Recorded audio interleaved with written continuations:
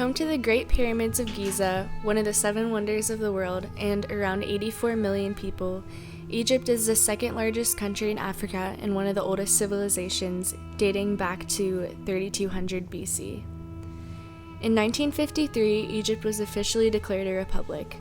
However, since 2010, Egyptian tourism has taken a tumble due to the political turmoil and unrest, and since June 2014 has had 6 different presidents. While Egypt is continuing to westernize, it still shows many differences compared to the culture we experience here in the United States. Egypt is a predominantly Muslim country and their main language is Arabic. Egypt also has a high Hofstede rating for collectivism, unlike the US, which has a very individual culture. From 2011 to 2014, Egyptian uprisings eventually led to the overthrow of their leader, Hosni Mubarak, and since then they have experienced much political uncertainty. Unfortunately, there is a large amount of business corruption in Egypt. The word bakshish, meaning bribery, is a part of Egyptians' everyday life. And with a poor legal framework, businesses must rely on strong connections. Egypt's legal system is a combination of Islamic or Sharia law and Napoleonic code. It is considered a civil law system which is based on a system of codified laws and a written constitution. Because of its coasts along the Red Sea and the Mediterranean, Egypt is an important center for trade and communication. It is also one of 5 countries that hosts the Nile River.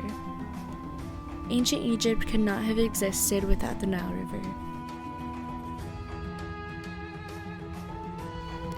The Sahara and Libyan deserts make up most of the area of Egypt, and since rainfall is almost non-existent in Egypt, the floods provide the only source of moisture to sustain the crops. Every year, heavy summer rains in the Ethiopian highlands sends a torrent of water that overflows the banks of the Nile. When the floods go down, it leaves behind a thick, rich mud, which is an excellent soil to plant seeds in after it has been plowed. Egypt's main exports are oil, petroleum products, and cotton. Egypt also has a good amount of exports in metals such as copper and silver.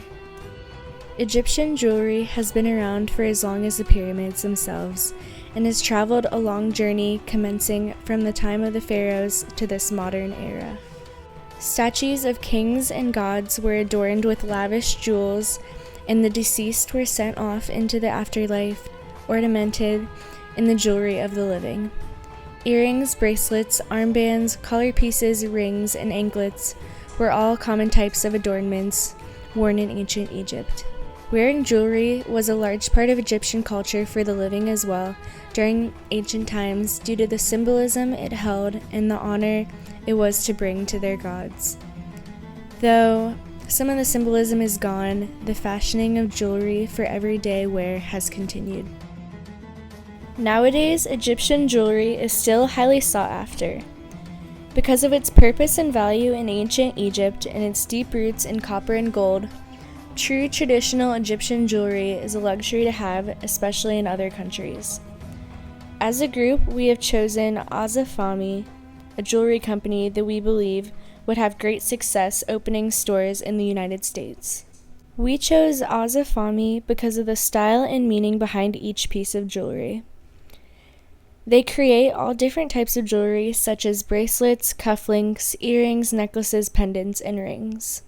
Azafami jewelry is designed and inspired by the intellectual and cultural history of Islamic design and traditional architecture in Egypt. To bring a deeper connection to the jewelry, each product has a traditional Proverbs verse, written with beautiful calligraphy and inscribed in silver and laid with gold.